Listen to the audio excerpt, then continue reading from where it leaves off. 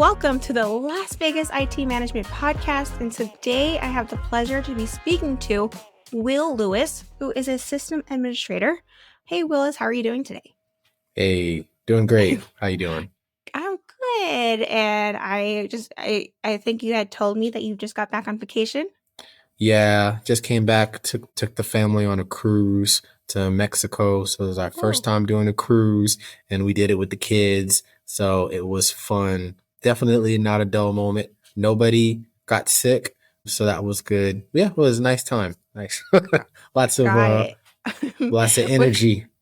Got it. How old are your kids? I have a 5 and a 6 year old. My daughter's the oldest. My son. Every guy says, "Oh man, I just want a son."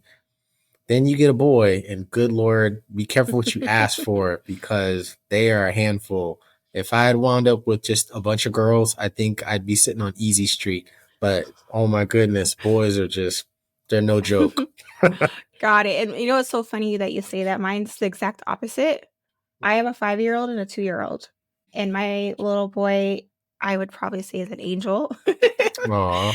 And my little 2-year-old, I mean, terrible twos, they say. So maybe she'll Yeah, outgrow that. But I guess what was your experience with taking them on a cruise?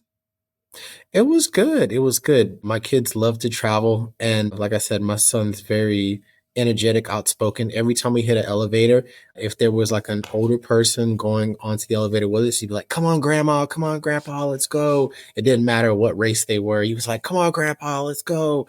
And I'm like, he was just making people laugh the whole cruise. So, just going up to people, saying hi, being very, and that's not his personality at all. My daughter's the one who's like very outgoing and very comfortable in crowds. Normally he's not, but in that setting, good Lord, he was all over the place. It was like he was like, "This boat's my boat. This is meant for me.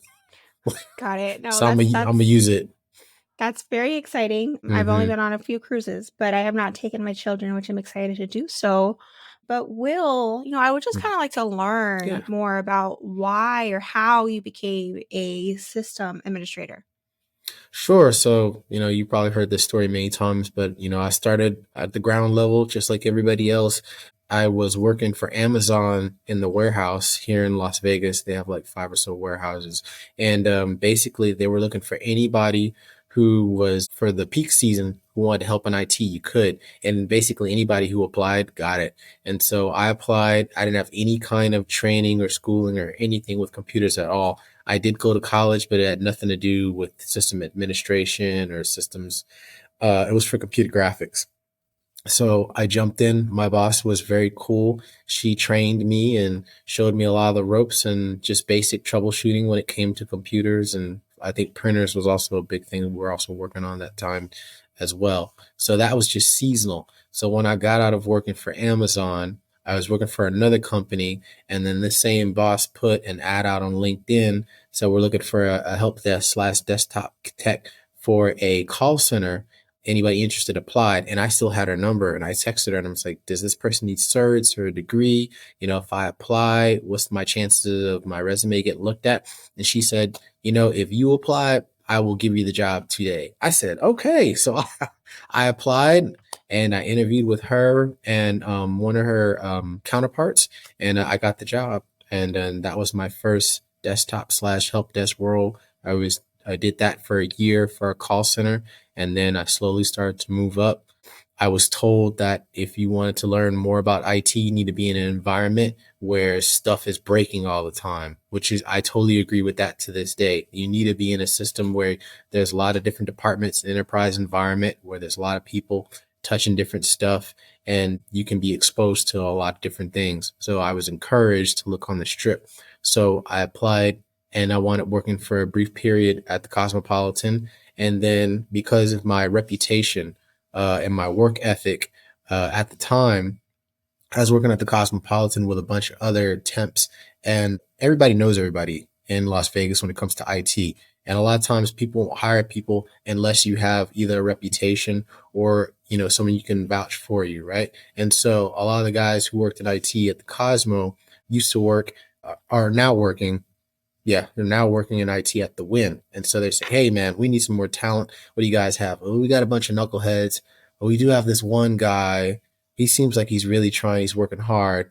We don't want to I don't know if we should give him up, but hey, we'll see what happens. And I think he's about to have a baby, so maybe he's probably going to take this seriously. And I did. I didn't know this conversation was happening at all.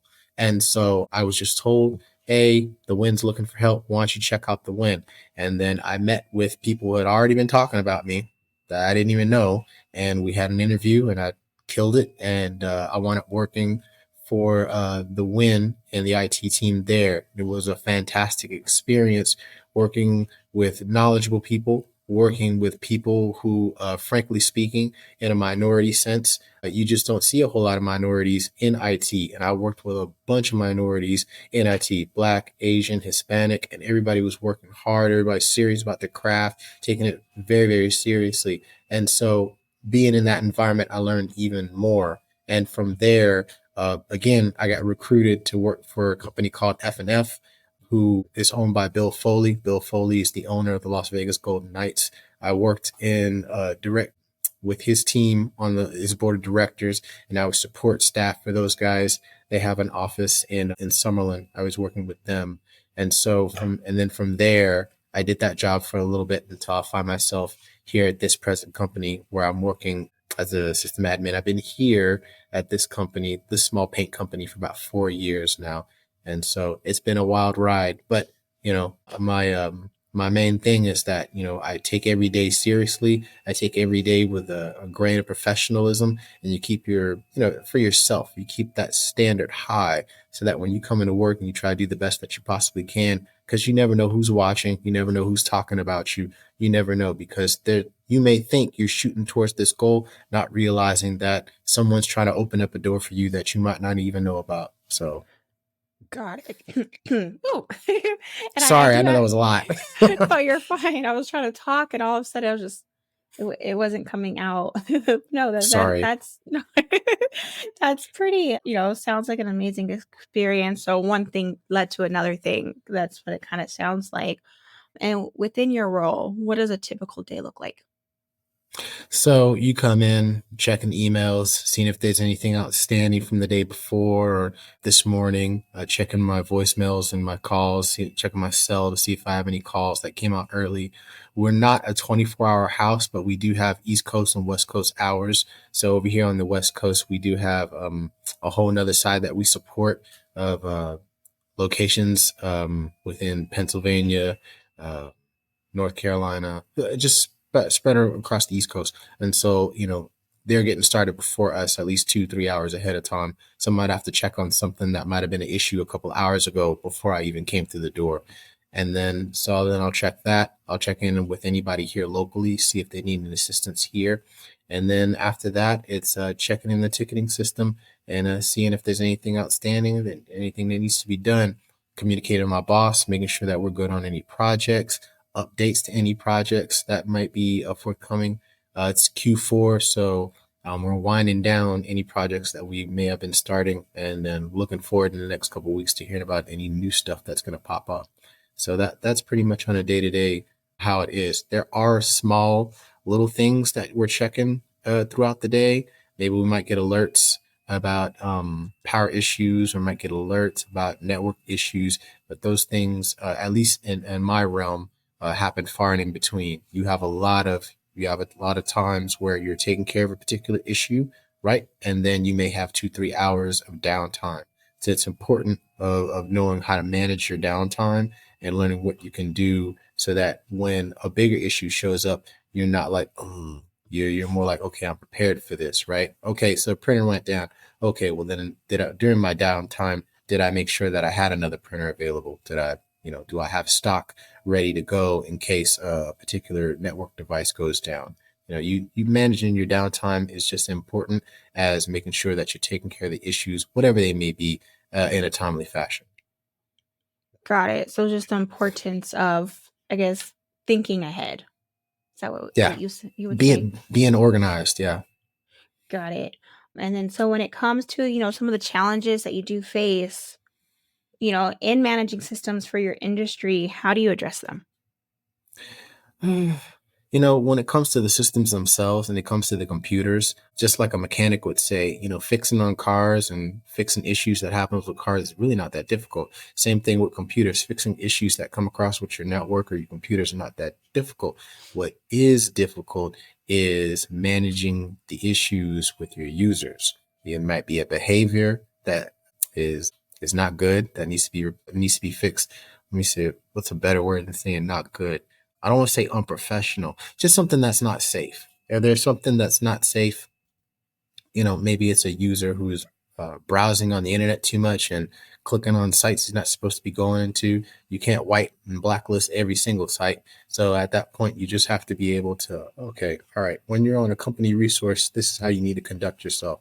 So the hard part, I would say, even with, sending out surveys and doing tests using phishing emails, doing studies with cybersecurity where we're sending out questionnaires on what you do for this particular issue, that particular issue, is just going back and talking to the users and reminding your users of what they need to do because the importance of data security is extends not just to the IT team, but the literally the entire company. And so that's the hard part. It's just, hey, IT is here to help, but help IT by not doing X, Y, and Z. Got it. And so you did, mention employees, searching the web for certain things that they possibly should not be searching. What are some ways that a company can, I guess, make sure that's not happening? So, like I said, you can whitelist and you can blacklist sites that you approve or make difficult for a user to get access to. But there's always a workaround. There's always somebody doing something to where they're able to get around the guardrails that you have in place. And you gotta let them know that, hey, this is not just I'm not trying to restrict you from doing your job, nor am I trying to say that you can't enjoy your job. Just be safe. That's my main thing. Just be safe. And so again, it's just having that conversation with the user and let them know that, hey, this is what we'd like to see, what would happen. And then reinforcing that conversation by maybe going talking to HR and saying, hey, we're having issues with our users doing this. Can you please help us out? Maybe send out an email or something that says that, hey, can we please stop doing this or can we please have help with this? That's huge too. So IT needs to work in hand with management and HR so that we can protect the company. Got it. And I do agree with you about that. And so how do you balance routine maintenance tasks with strategic IT projects? Again, you just have to be organized.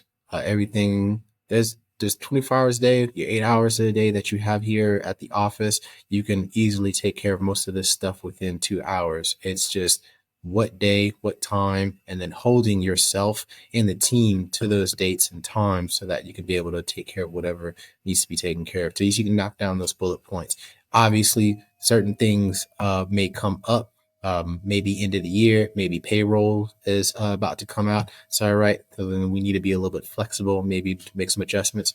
All that is a phone call conversation. That's it. That's all it is. Good communication, and we're able to move stuff accordingly. But it's very much doable, and we've been able to do so for quite a while. Got it. And then so when it comes to like what are some of the projects that you've worked on in the past or recently that you're just like very proud of? Just recently, we just did Windows migration from Windows 10 to Windows 11. And then we took a lot of our legacy programs and we were able to do updates so that they worked in conjunction quite well with Windows 11. So I'm quite proud of that. And the whole process was pretty much seamless. On the user side, it's like, oh, I got a new computer. But, we had to do things so that we can be able to make sure that whatever device that they got, okay, all right. So, I need to be able to access X, Y, and Z. I'm like, okay, well, we made sure that you're able to access these tools.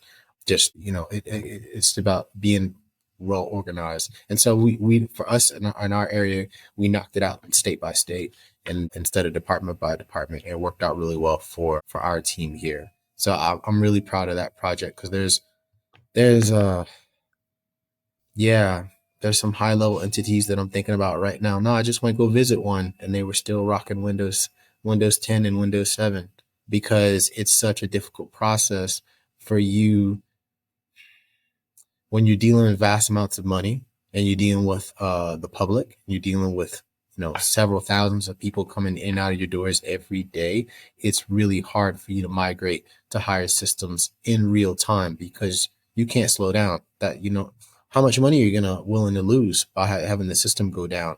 And there's no such thing as, oh, if we do this at 2 o'clock in the morning, that's going to minimize our risk. Like, yeah, but things can go awry, and then all of a sudden you're losing several thousands, if not millions of dollars because this particular department is front facing department is down. So you have to be organized and you got to do it piece by piece. So I don't know. I was saying that and I was thinking about some properties I visited and I was having like mini horror moments. I was like, oh my gosh, I remember that. So Got it. And you don't have to say any names, but is there any horror stories that you could probably share with us? hmm. So I'll do a mini horror story. So there was now it's kind of funny, but back then it wasn't funny. So there was a time I was dealing with a user.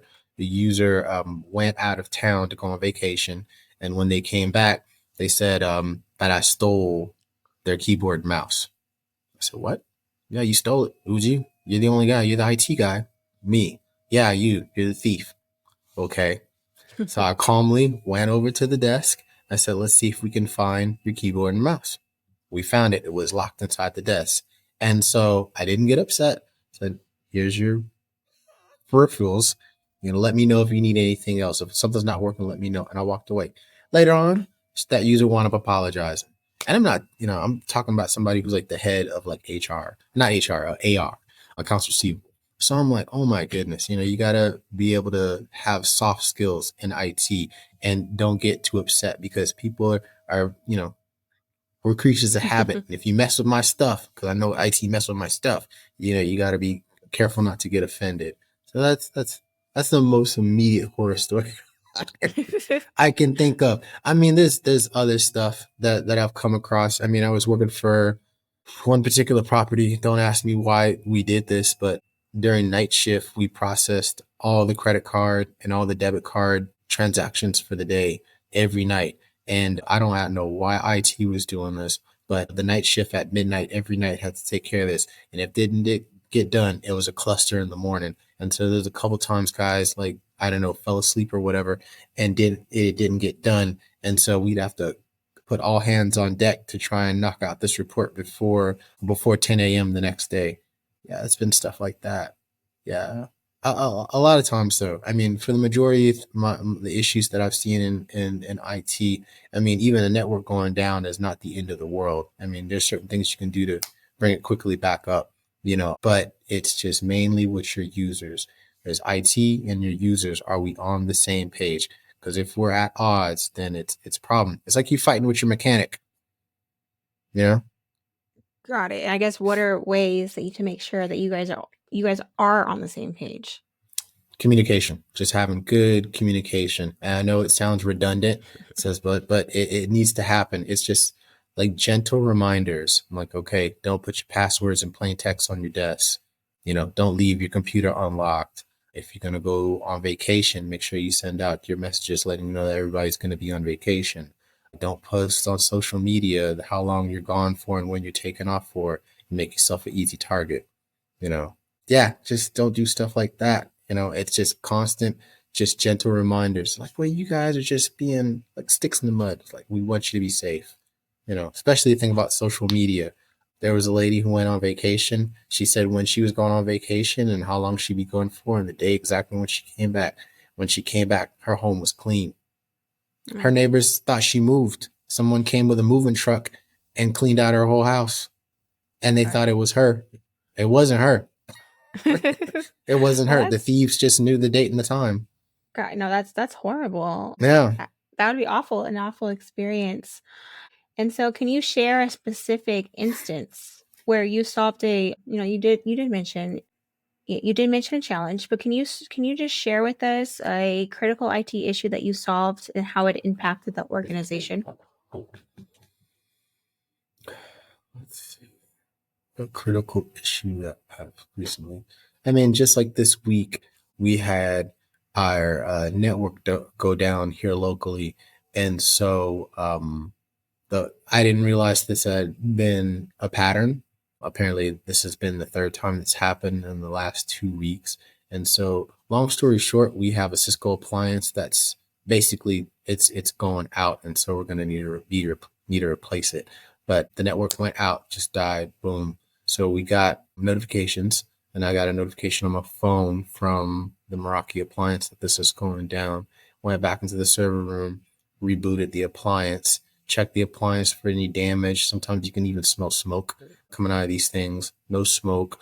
Didn't feel that warm, but I can tell it's on its way out just because it's not normal for your router to die 3 times in 2 weeks. That's not normal at all. And so, long story short, we're just going to replace it, but I was able to reboot the device and make sure the network came back up. So that's a simple enough fix, and thus we were able to get back up and running. But in the interim, we're definitely going to need to either replace or maybe beef up our some of our devices. Yeah, Got it. Oh, it's that's go ahead. no, you're fine. Will, what were you gonna say? No, I was just going to say again, when it comes to the nuts and bolts, that stuff is easy. If it's something more complicated as user behavior, that's a whole nother ball game. Whole Got it. nother. And then, we IT or AI has been a huge conversation within the last Mm-hmm. couple weeks. And so, what area of IT do you think AI and automation have the potential to to pretty much change the game most effectively? I mean, there's many areas where you could see, and it depends on the what the company is planning on doing and what their goals are. But for instance, for us here, if we were able to use AI as a tool to be able to aid in account creations, so you have identity access management and privilege access management administrators and users, and for large enterprise environments, you may have someone who's making accounts. I'm talking about maybe making 1,000 to 3,000 accounts a week, and then you're having to provision and deprovision accounts relatively quickly. You need to be able to find a way to automate that process. There are tools and softwares out available now, CyberArk and shucks, what's some of the other big ones? But CyberArk's one of the big ones right now that's being used. Eventually with AI, if they can even make the process even more streamlined to make quicker access. The problem won't be creating accounts. The problem will be securing afterwards, making sure that whoever has access to this information is the right person and that they have access to get into the stuff that they need, not stuff that they don't need, because that's something that we even in my small company we run into, where you might have a user who started off in one department, got transitioned to another department, and has access to all kinds of privileges and attributes, and you're like, when was the last time you even touched this stuff, man? Oh, 5 years ago. Like, no, no. Well, now you do a totally different job. You don't need access to this stuff. This can be a security breach, right? So you have to be able to take care of that. So long story short, with AI, I think I see in a way in the future how they can help to secure whoever has access to whatever tools they need. They are the right person for that particular job. Understood. And then when it comes to what are some of the common misconceptions about AI and automation that you've encountered in your work?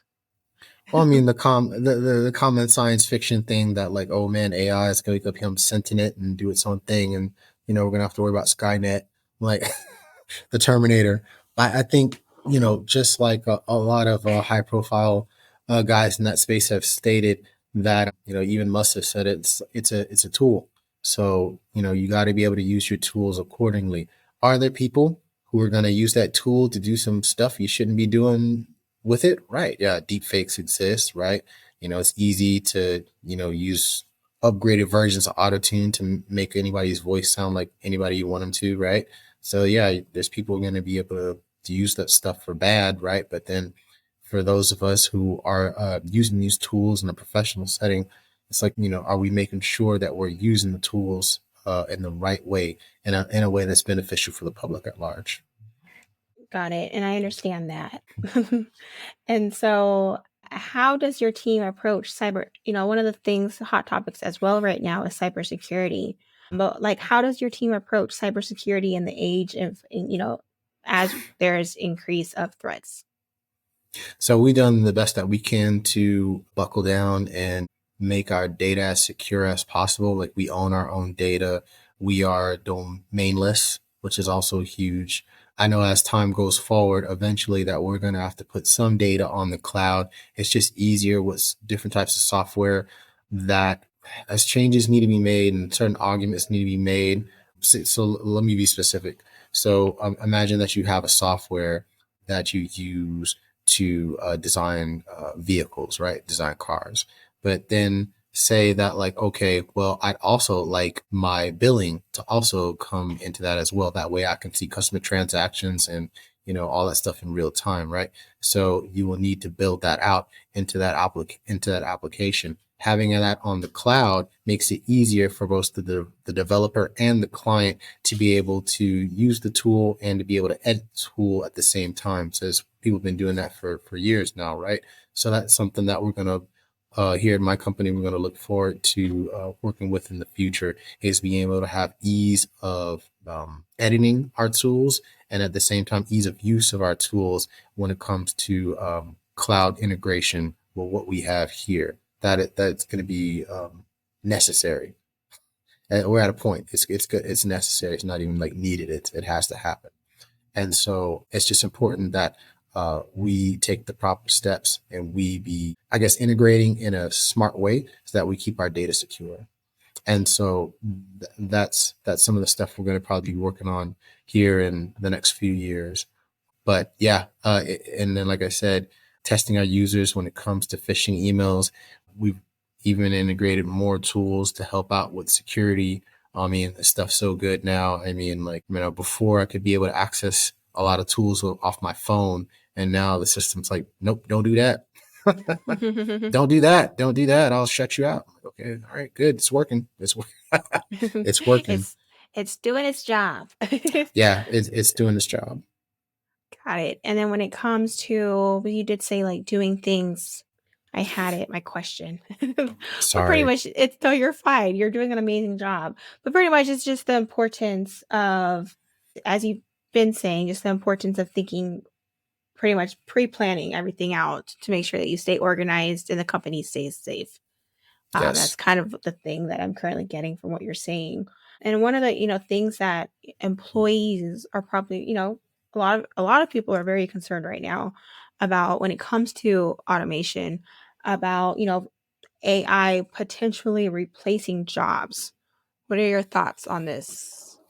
I Um, mean, it's kind of inevitable.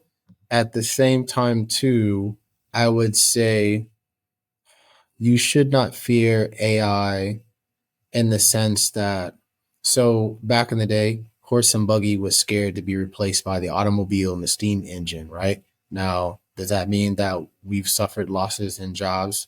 Yeah, I mean, I don't need to go find a guy who creates horseshoes, and I don't need to go buy a horse trader to go buy a horse. I just go to the dealership to go buy a car. So yeah, so right, certain jobs will no longer exist, but there will be new jobs that didn't exist before that will not be available. So now I think what it is that people need to open their minds to what can be and what will be, and then just plan accordingly. So yeah, there's certain jobs that will no longer exist, but there will be new jobs that will exist that weren't there before. And so you just need to make that transition and develop. I mean, back in '05, I met a guy who, this is before robotics and all that other stuff that was integrated with Amazon. I met a guy who was a truck driver and he went to a convention expo and he saw a device that could offload truck, stock a warehouse, and prepare packages for outbound shipping all within the same day. That was back in '05. We didn't actually start seeing anything like that in actual production until I wouldn't say 2013, 2012, at least here in Las Vegas. And so there is a little bit of time, but during that time, like I said, that you have that time to prepare and oh, to adjust. okay, I'm no longer gonna be a truck driver, but now I can do, you know, I can be a robotics tech. So it's you just got to be able to willing, you got to be willing to adapt. And I shouldn't, I say don't fear the future. Um, just be excited about what can be. Right, and then as we keep saying, just the importance of pre-planning, Yeah, also looking ahead. So you see the trends that are going on, just like with blockbusters. I'm sure they, they're not as popular as they once were. right, right. Streaming has beat that. I mean, when was the last time you saw the CD for sale? You know, everything's downloadable. You know, you see a real big push, even like with video games and movies, right? You know, it's going straight from the silver screen to your TV, and TV, you know, you have your accounts and you download your movies or whatever. I mean, all that's up in the cloud, right? And so you don't have to worry about storage space. You don't have to worry about buying a CD rack tower or anything like that. That's just changing with the times, right? And so same thing when it comes to AI. I mean, like, you know, even now when it comes to certain desktop and help desk roles, a lot of them are more focused on company specific applications and proprietary software.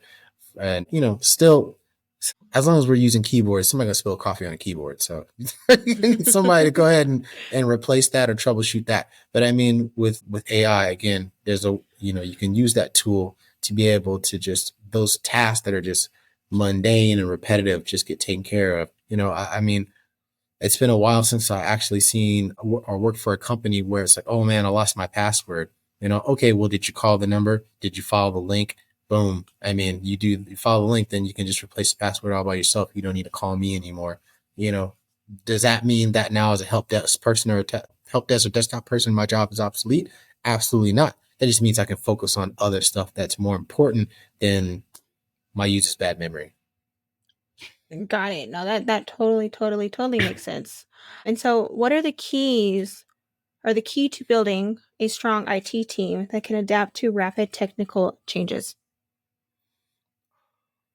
I think that it's important for management one to know the direction of the team, to know what the reputation of the team. The successful managers that I've worked for, they've always had an idea of what they wanted the reputation of the team to be, right? And then a lot of managers that I worked for in IT haven't been the most tech savvy individuals. They've been just effective managers. A lot of times that's what you need. You just need someone who's an effective manager, someone who's communicates really well what they want, sets this tone, sets the example, and then also lists goals for what they want the team to follow, right?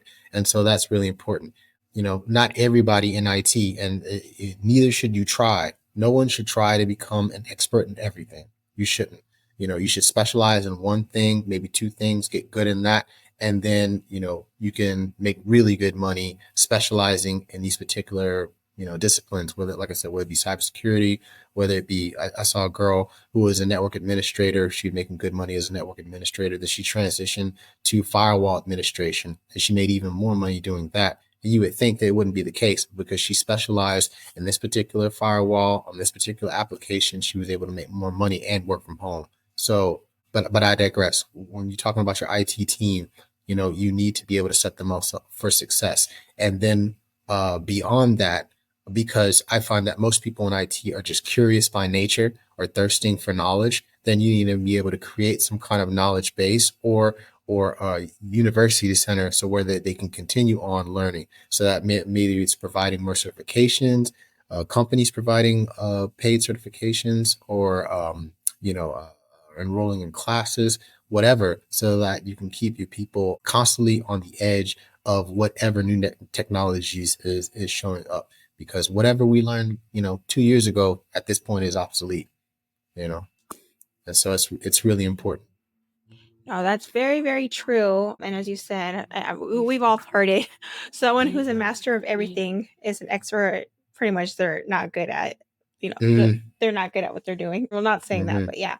And so when it comes to, you did talk about multiple things, and a lot of times, especially with technology, there's all types of new technology that that comes out. But how do you prioritize which technologies to adapt versus sticking with your existing solutions? For me personally, I just find whatever I'm particularly interested in and I try to go for that. Or if there's something I know that I'm weak on, then I'll do more research on that particular subject. I'm like, okay, all right, well, I've never built a network from scratch. All right, so what tools do I need to do to build a network from scratch? Now you can build a network from scratch for less than $100. Just buy some old switches and routers off of eBay and you can wipe them, start it from scratch, and you can build your own network. Whatever. It's important for you personally as an IT person to have like little mini projects at home that you can focus on, because not everything at your job or whatever your job entails, like my job, I touch a ton of different stuff, but I'm not touching everything. So there has to be some stuff that you're like, okay, all right, if I eventually see myself be one day as a senior systems administrator, or I see myself as a network administrator or a cybersecurity engineer or an access management analyst, okay, that's the next job that I'm shooting for. Okay, what skills do I need to learn? So if I shoot for that job, I can speak to some level of authenticity, even though the job that I have now has nothing to do with that, right? So you can learn. And when it comes to a lot of companies, a lot of times, the two greatest things that I believe that is important is one, having a willingness to learn and having a humble attitude. A good personality, you can't fake that. So it's just having a willingness to learn and having a humble attitude is huge. And then two, just having a solid professional work ethic is really, really, really important. And if I could put a third one in, it'd be your soft skills. Just being able to talk to people, because in IT, we may learn a lot of different jargon, but the people that we're talking to are not IT people, right? They're not computer people, right? So, you can't explain complex jargon to people right there off the fly. They're just like, bro, I just want my computer to work. So how do you break it down using your soft skills to say, okay, this is what the issue is? I mean, and I had this happen to me many times before. You're talking to someone who's like highly intelligent, been in their job 30, 40 years, right? In management. The last thing they want to do is feel insulted by some young person in IT who makes them feel like they're stupid because they didn't realize the power button was off on their computer. You have to be able to speak in such a way that you do not offend your client or your users. Right. And I feel like that can be in any industry, any industry that you're in, just the importance of having soft skills.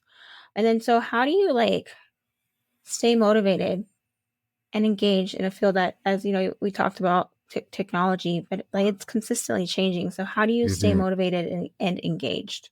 I mean, that's a really specific personal question. For me, it's my family, right? My family keeps me motivated. But if you're a single person and you're thinking, okay, I have a good job, I want to do more, why should I do more? That's really up to you, right? It's like, okay, well, do you have financial goals that you're trying to achieve? Do you want to get a new car? Do you want to get a new house? Okay, well, if you do want these things, then this is some of the stuff that you have to do, right? And so what's the beauty about IT is that there's so many ways for you to get to your end goal. The point is set a goal, and then there's 1,000 different ways for you to get to where you want to get to.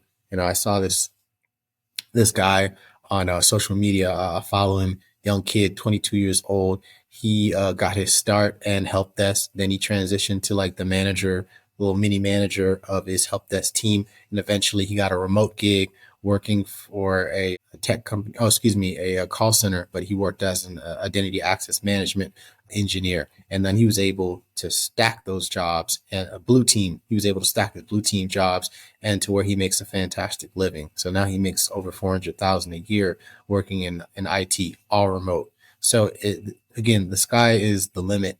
It's about how hard you want to work and what goals you want to set. So now I want to retire by the time I'm 35. Okay, fantastic. Are you willing to put the work in to do what you got to do so that you can retire by the time you're 35? It's definitely possible. Right. As long as you said, keep going back to it, as long as you're pre-planning. Yeah. Uh, and so like you've been doing this for a little while now, but Mm-hmm. what is the most valuable lesson you've learned in your career so far? Man, I've learned so many. There's a lady that I admire quite greatly. She works IT team in For the Win, and she has had an incredible career, but the majority of her career was not focused around anything in IT. But currently in IT, and she's been killing it. And she's like, don't ever let anyone or any situation intimidates you. If you don't know the answer, that's okay. You can always research it. You can find it. You can talk to someone who's maybe been in your shoes before and figure out the answer that you need so that you can be able to solve the problem. Do not allow yourself to grow faint out of fear, as it were, and become intimidated by whatever person or a situation is presented in front of you. You know, it's just a machine, it's just a network, it's just an issue, and they can easily be solved or overcome with the right attitude and a little bit of knowledge. That was the most impressive lesson that I've learned working in IT, because sometimes it can be daunting. Talking from an experience as a person of color or in IT, it can be quite daunting when the other side looks at you as though, well, I'm pretty sure all he knows how to do is this, or I'm pretty sure he doesn't know how to do this at all. And you just can't listen to that. You gotta be like, okay, all right, I'm gonna prove you wrong. And then, wait, how'd you do that? Well, I just took care of it. Okay, well, how'd you do that? Well, I did this and this and this. I do that every day. I don't know what to tell you. I fixed the issue. So again, issues are going to come up and rise up, and people may have preconceived notions about who you are based upon, you know, your look or the way you look or your background. You just can't feed into that. You have to say, okay, no matter what, I'm a professional. I'm going to take care of this issue and allow your body of work to speak for itself. I just absolutely love that, Will. So thank you for sharing that with us. And Mm-hmm. is there any books, podcasts, or resources that you can recommend for IT professionals? Um, there's so many. There's so many. I can't think of. I mean, the stuff I'm reading right now has nothing to do with IT. I'm What's I'm about I'm reading I'm reading books on, what's it called? Oh man, I'm reading a book. I think it's called Quick, and I'll text you or DM you if I remember the name of the book. But it's about being able to look at something, and then in the first 2 seconds you're like, that is not right. I don't know why that's not right, but that is not right. There is a word for it, a phrase for it. This author did some research on it, and he wound up meeting other people who were leaders in their particular fields when it comes to art and social studies and psychology, and they all shared the same trait where they would look at something like, man, that ain't right. And so he deduced a word for it, a phrase for it, and then he wanted to explain why, as a human, why you would look at something just off sight and say, man, I don't think that shoe is right. I don't think that macaroni and cheese don't look right. Like, why do I look at this and say that's not right? And so I forgot the name of the book. It's something, I think it's like Quick Shift or something. I'll text you later. But great? yeah, and so it's interesting to me because as an IT person, you may see something and immediately be like, man, yeah, I never seen that before. That ain't right. Okay, why is that not right? What's changed? What happened? Those are the questions that you ask inside your head, and then you try to deduce what's wrong, right? And then you're kind of like, oh, wow, aha, this is why this is wrong. But it took you a minute to get there, but I mean, right off rip, you're like, oh man, I can't explain it, but that's not right. Uh, that makes sense because from what I'm hearing from you, though, like even though that book is not technically for IT professionals, it makes you think. Would you say Yes, that's what I'm hearing? yes, it makes you Um, think. Yeah. got it. So if you remember the book, I would love to hear about it, and then I I'm can put it in sorry. the Yeah. comments. I'm reading it and I don't know what it's called. Yeah. No, I've been there before, so I totally get it. And then so like, what advice would you give organizations looking to future proof their IT systems? I would say that you cannot wholly future proof your system. What you can do is give yourself leeway to grow. So you don't make your system in such a way that you're like, okay, well, this device will only work on Cat 6E. And so in the few years when they go to Cat 9, you won't be able to transition. Like, don't do that to yourself. Make sure that you have enough leeway to where that when the network grows, when your company grows, because we want our company to grow, right? That you leave enough to where growth is possible, right? Then that way, little changes and little updates can be made. Then when it comes time for a big update and a big change, what you've done during that time is you've been reaching out to management, say, hey, this is great, but in the future, we got to do this. Hey, this is great, but we're going to have to spend a little bit more money and do this because we want the company to grow from this to this, maybe go from 2x to 10x. You want to go to 20x? All right, well, then you have to slowly work with us, right? So give yourself, long story short, give yourself a little bit of leeway to grow, right? And then during the time when you're making those changes and you're slowly growing year by year, you need to work with management and say, okay, what can we do? This is doable. Because if we don't spend any money for the next 5 years, best believe after 5 years is up or 7 years is up, we're going to have to spend money on a very high ticket, high dollar item. A problem that could have been solved with $20,000, $30,000 is now going to be a $200,000 to $500,000 problem. So it's just working IT, working with management so that, the money that has to be spent won't be as painful. Gotcha. I can see that. So thank you for sharing that. And then what's one technology you wish existed today but doesn't yet? One technology that I wish would exist today, man, transportation. Like if we teleportation, if we could teleport from like here to there, that'd be great. Are you for us in Vegas, if I want to jump on a plane and go to California, right? That's just a 45-minute plane ride, which is cool. But if I could teleport to the beach, man, that'd be Right. nice. Get off work and be like, okay, I'm heading to the beach. Yep, I'm teleporting to Maui. No, Maui. Yes. Yes. Right, right. Agreed. I'm sure it'd be a lot cheaper too. Uh, Yes. and then what do you think? Thank you so much for, hanging out with me today. Is there anything Yeah. else you would like to share with our audience? Just that if you are new to IT, this is an exciting field. It's an awesome career. I wholeheartedly encourage everyone who is interested to please go in and try to get your foot in where you fit in.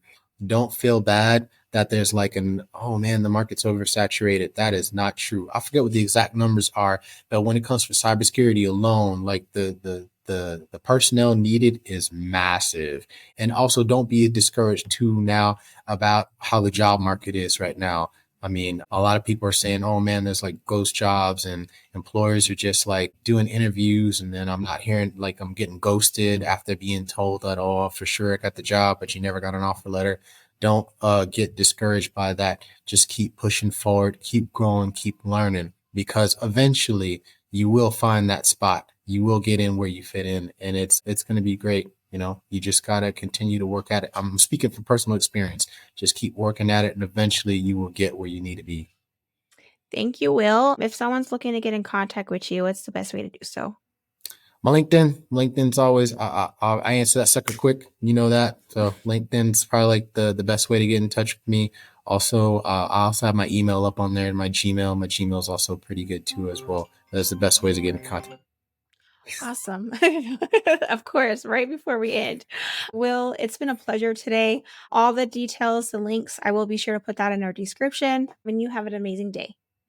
Likewise, have a good one and hope you transition to the weekend smoothly.